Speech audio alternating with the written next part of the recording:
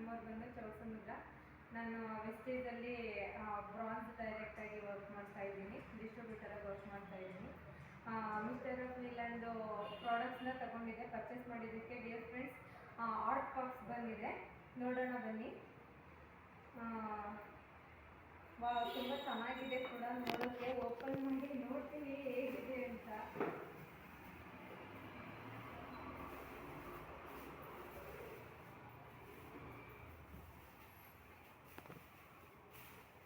super ಆಗಿದೆ friends, colour ಚೆನ್ನಾಗಿದೆ and